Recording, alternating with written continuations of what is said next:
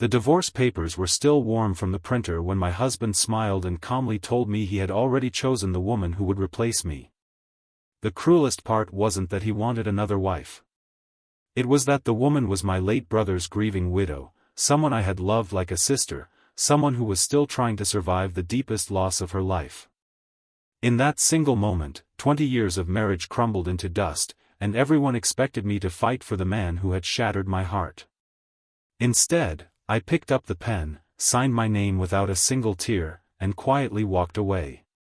None of us could have imagined that before another season had passed, life itself would deliver a lesson far harsher than anything I could have wished upon him.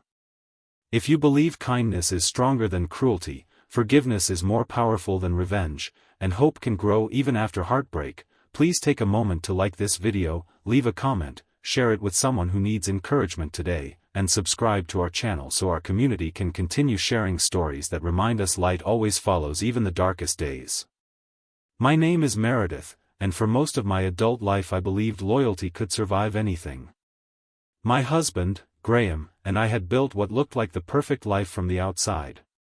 We owned a comfortable home in a quiet town, spent weekends gardening, celebrated every anniversary with simple traditions, and welcomed neighbors into our backyard for afternoon cookouts under bright summer skies.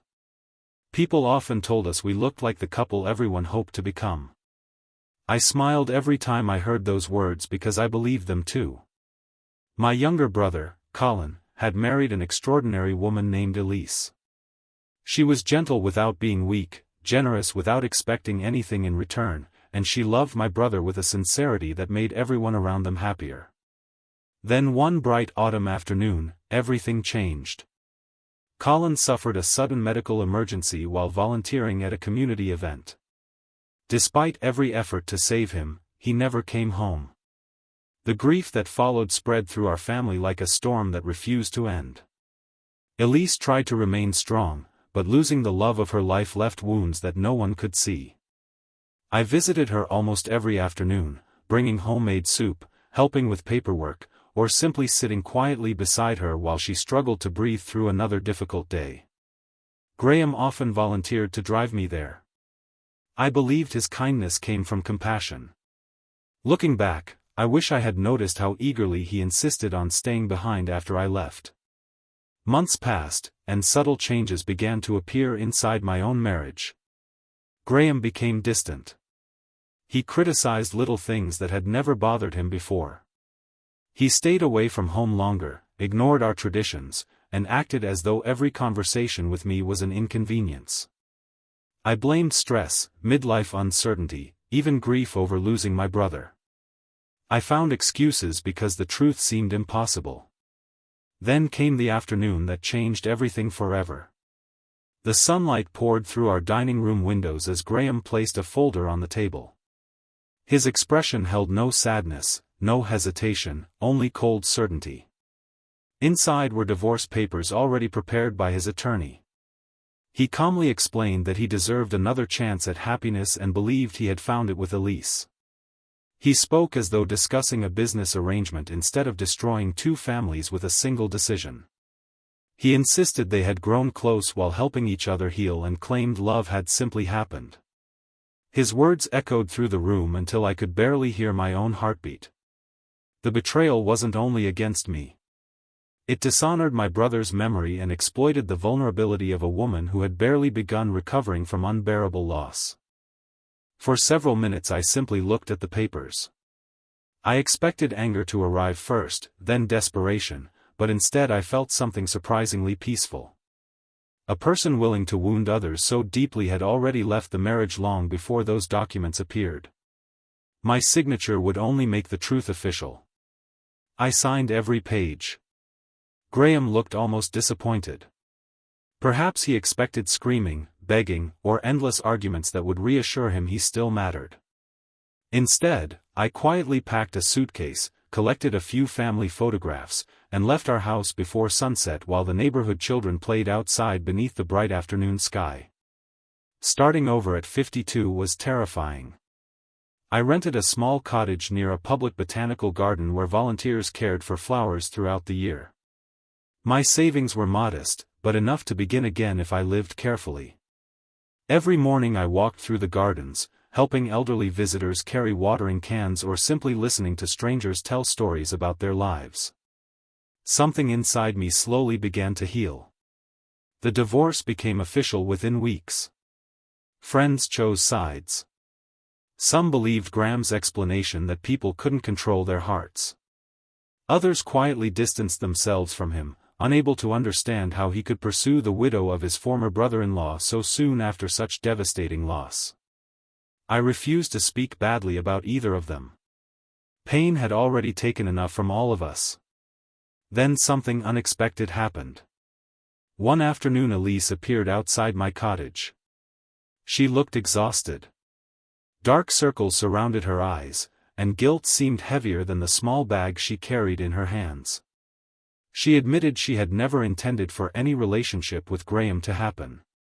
During her loneliness he had repeatedly presented himself as her greatest supporter, slowly convincing her that everyone expected her to move forward and that my marriage had already been broken long before Colin died.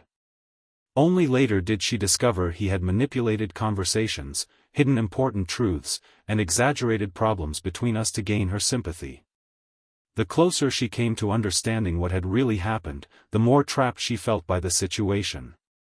She wasn't asking for forgiveness. She simply wanted to tell me the truth.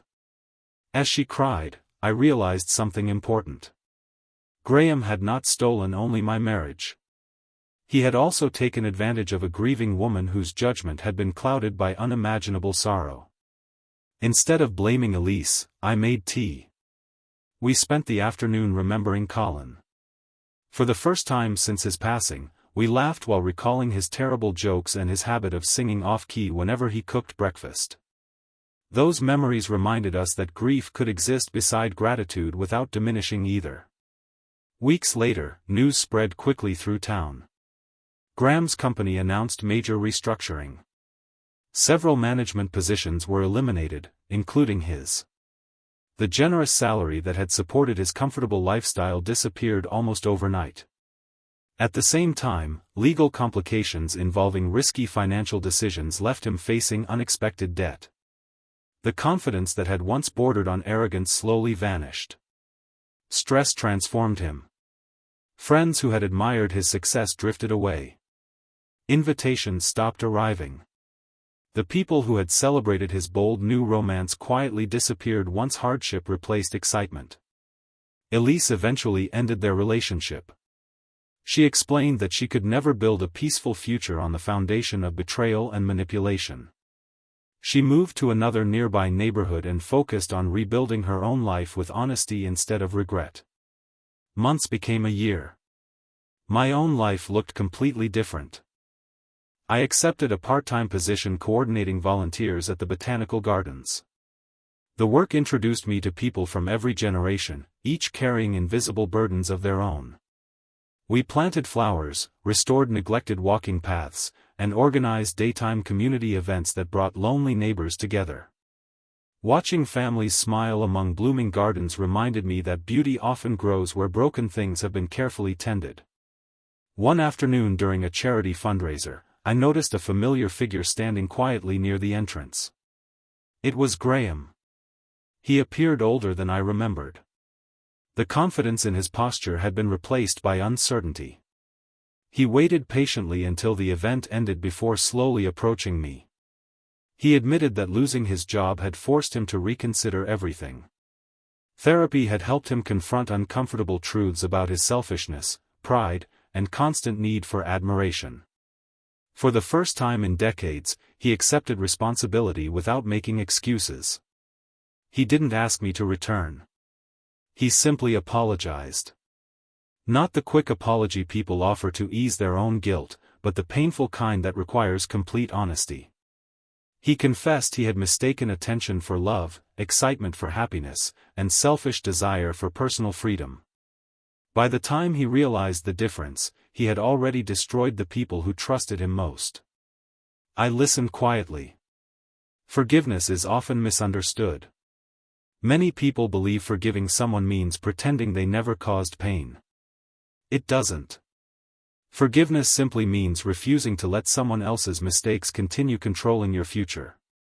I told Graham I genuinely hoped he rebuilt his life with integrity. Then I wished him well. We walked away in different directions beneath the warm afternoon sunshine. I never looked back. A few years later, the Botanical Gardens had become one of the most beloved gathering places in town. Children chased butterflies through colorful flowers while grandparents shared stories on shaded benches. Elise became one of our regular volunteers. Together we created a scholarship in Colin's memory for young people interested in environmental conservation, ensuring his kindness would continue inspiring others long after we were gone. The greatest surprise wasn't that my marriage ended. It was discovering how much life remained afterward. Heartbreak had introduced me to friendships I would never have found, purpose I never expected, and peace I didn't know was possible. Losing the future I imagined opened the door to a future I never could have planned. Sometimes karma doesn't arrive as dramatic revenge. Sometimes it simply allows people to experience the natural consequences of the choices they freely make. Graham eventually faced the loneliness created by his own decisions, while those he hurt slowly rebuilt lives grounded in compassion, honesty, and genuine love. Before we reach the end of this journey, I'd love to hear from you. Do you believe forgiveness is possible after deep betrayal, or do some actions permanently change a relationship? Please leave a meaningful comment below and share your thoughts with our community. If this story touched your heart, please like this video, leave a meaningful comment, share it with someone who needs hope today, and subscribe to our channel so you never miss another emotional journey. Thank you for being part of our family, and may you always remember that even when betrayal breaks your heart, your future is still waiting to bloom in places you never expected.